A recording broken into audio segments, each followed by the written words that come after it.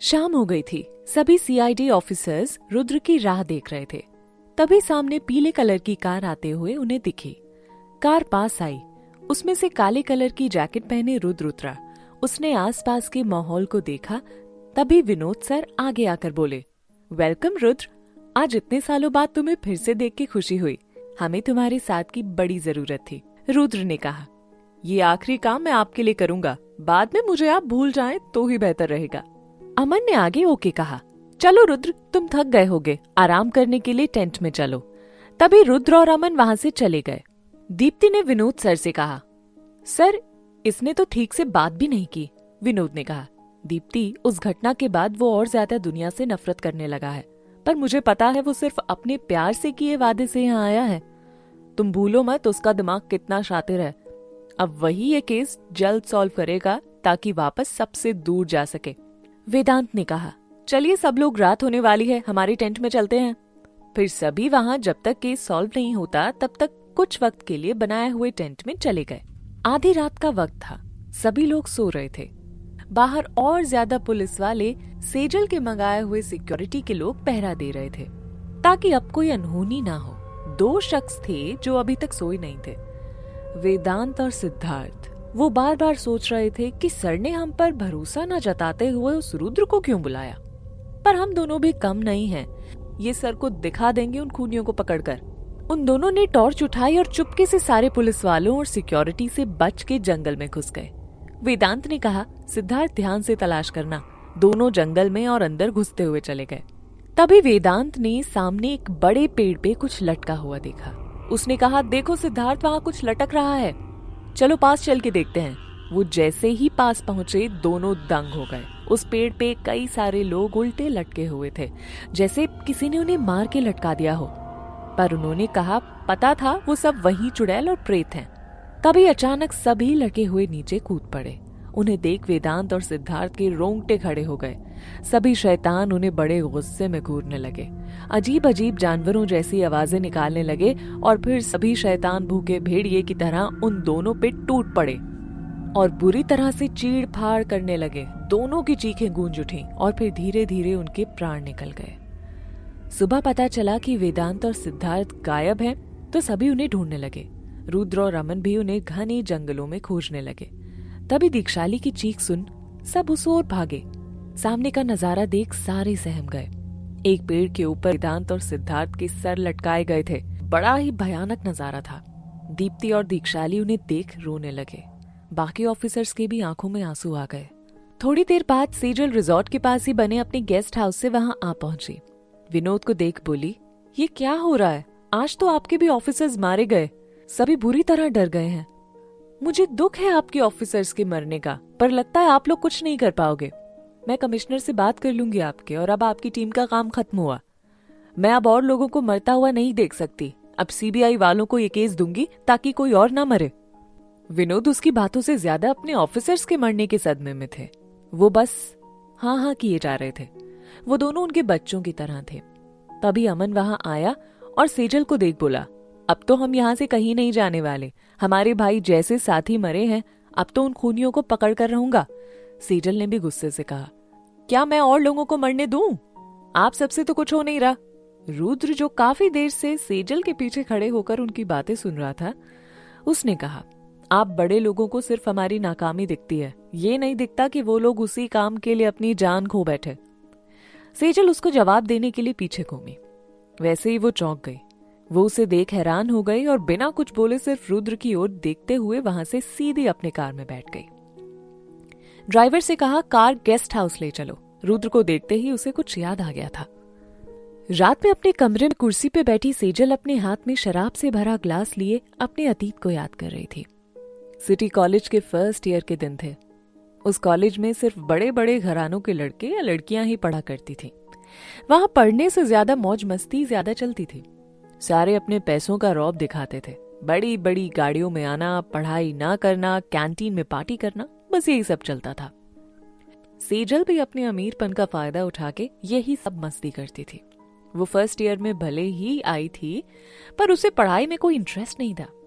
अपने पापा के सिर्फ नाम से उसे एडमिशन मिल गया था। यहाँ उसी के साथ बचपन से पढ़ने वाले उसी के जैसे दोस्त भी साथ में थे।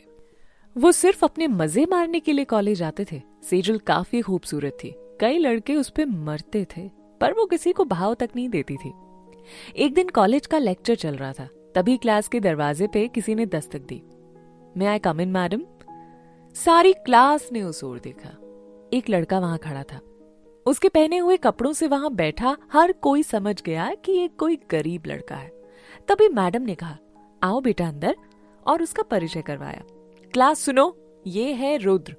अपने अच्छे आए नंबरों की बदौलत इसे हमारे कॉलेज ने फ्री एडमिशन दिया है और सारी सुविधाएं इसके लिए फ्री होंगी। मैं चाहती हूँ आप कुछ सीखें इससे और अच्छी पढ़ाई करें। तभी क्लास में से किसी ने जोर से चिल्लाया, अच्छा, आप भिखारी भी हमारे कॉलेज में पढ़ेंगे? सारा क्लास उसकी बात पे हंसने लगा। वो फिर बोला, पढ़ाई की जरूरत इन गरीब लोगों को होती है, हमें नहीं। तभी मैडम ने उसे चुप करवाया। रुद्र को गुस्सा आया, पर उसने कुछ कहा नहीं।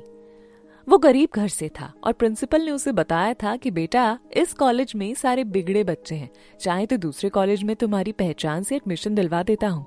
पर उसने मना कर दिया था, क्योंकि ये कॉलेज उसको पास में पड़ता था, वो पैदल ही आ जा सकता था। सेजल के पास वाली जगह खाली थी, तो मैडम ने रुद्र को वहां बैठने को कहा। वो वहां आके बैठ गया। सेजल ने उसे देख कहा, मुझसे तुम दूर ही बैठना, समझे ना? रुद्र ने सिर हिलाकर हाँ कहा। फिर रोज यही सिलसिला हो गया, कोई ना कोई रुद्र की गरीबी का मजाक उड़ाता। एक दिन सेजल अपनी कार से आ रही थी जहाँ से रुद्र जा रहा था। जानबूझकर उसने घड़े में भरे पानी के ऊपर से कार भगाई। रुद्र उस पानी से भीग गया। उसी भीगे कपड़ों से उसका कॉलेज में जी भर के मजाक उड़ाया गया। एक रात जब सेजल लेट नाइट पार्टी से सुबह की 4 बजे घर आ रही थी, तो रास्ते में उसकी कार खराब हो गई। वो वहीं खड़ी किसी के कार आने का इंतजार करने लगी। वहां एक कार आई। सेजल रोड के बीच ही खड़ी हो गई ताकि कार रुक जाए। कार रुक गई। उसमें से 4 लड़के जो शराब पिए हुए थे नीचे उतरे और सेजल को देख एक बोला, वाह क्या माल है, कहाँ जाना है मैडम आपको? सेजल ने कहा, मुझे आप लोगों के साथ कहीं नहीं जाना, मैं दूसरी कार से हेल्प ले लूंगी। पर वो चारों शराब में चूर थे और बोले, साली हमको ना बोलती है। उन्होंने सेजल को पकड़ लिया, फिर कहा, आज तुझे कोई नहीं बचा सकता, तुझे नोच लेंगे हम। सेजल बुरी तरह चिल्लाने लगी, पर उस सुनसान रोड पर कोई नहीं था। एक ने कहा, इसको जंगल के अंदर ले चलते हैं, और वो सेजल को गाड़ी में बैठाकर खींचने लगे। तभी पीछे से आए हुए एक आदमी ने उन्हें रोका और चोरों को बुरी तरह मार मार के अधमरा कर दिया। वो कोई और नहीं, रुद्र था। वो चारों माफी मांगने लगी सेजल के पैर पड़ते हुए और वहां से भाग गए। रुद्र ने उसकी गाड़ी ठीक की और उसे खुद घर छोड़ने आया। सेजल उसे देख के रुद्र के साथ किए हुए अपने दुर्व्यवहार से आंखें झुकाकर बैठी थी। वो घर आ गए थे। रुद्र ने कहा, मैं चलता हूँ, अपना ध्यान रखना। तभी सेजल ने कहा, रुद्र, आज तुम ना होते तो पता नहीं क्या होता। शुक्रिया कह सकूं इतनी भी लायक नहीं हूँ। तुम्हारे साथ कितना बुरा किया मैंने, पर फिर भी तुमने मुझे उन दरिंदों से बचाया। रुद्र ने कहा, इंसान भला हो या बुरा, अगर वो मुसीबत में हो तो हमेशा उसकी मदद करनी चाहिए। सेजल ने कहा, पर तुम वहां कैसे आए? रुद्र ने कहा, मैं रात में एक गैरेज में काम करता हूँ और काम खत्म करने के बाद मैं दौड़ने की कसरत के लिए रोज सुबह उसी रोड से जाता हूँ। मेरा सपना है कि मैं बड़ा ऑफिसर बनूं। तुम अब सो जाओ, मैं जाता हूँ। सेजल ने कहा, रुद्र, मेरी गलतियों के लिए मुझे माफ करना, क्या तुम मेरे दोस्त बनोगे? रुद्र ने कहा, हाँ, अगर तुम कार से मुझ पे पानी ना उड़ाओ तो। और दोनों हंसने लगे। रुद्र और सेजल अच्छे दोस्त बन गए। सेजल की वजह से अब कोई रुद्र को चिढ़ाता नहीं था। धीरे धीरे रुद्र सेजल को पसंद आने लगा था। उसकी आंखों में कुछ और ही चल रहा था। शायद उसे रुद्र से प्यार हो गया था। एक दिन सेजल ने रुद्र का हाथ पकड़ के कहा, रुद्र, मैं तुमसे प्यार करती हूँ, क्या तुम मुझसे शादी करोगे?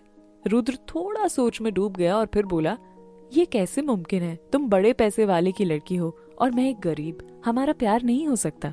सेजल ने कहा, रुद्र, जब से तुम्हारे साथ हर पल बिता रही हूँ तब से मुझे ना पैसा, ना शौहरत और ना ही किसी से प्यार रहा। मैं बस तुम्हें चाहती हूँ, तुम्हारे साथ मैं खुश रहूंगी। रुद्र ने कहा, सेजल, तुम्हें बड़े घर का कोई भी अच्छा लड़का मिलेगा। सेजल ने कहा, कोई भी मिलेगा, पर तुम नहीं, सब तुम्हारे जैसे नहीं होते रुद्र। सेजल की आंखों में आंसू थे। रुद्र को भी लगा सेजल उसे बहुत प्यार करती है। उसने सेजल का हाथ पकड़ा और कहा, तुम्हें हमेशा खुश रखूंगा सेजल। फिर सेजल खुशी के मारे नाचने लगी और जोर से रुद्र को गले लगा लिया। पर उस काले दिन को याद करते हुए सेजल और उदास हो गई, जिस दिन दोनों एक दूसरे से अलग हो गए थे, और उसने हाथ में रखे शराब के ग्लास को तोड़ दिया। क्या हुआ था उस दिन कि दोनों एक दूसरे से अलग हो गए? क्या रुद्र को लोगों की मौत का कारण पता चलेगा? शैतानी लोगों की कहानी क्या है? उन्हें कोई मार पाएगा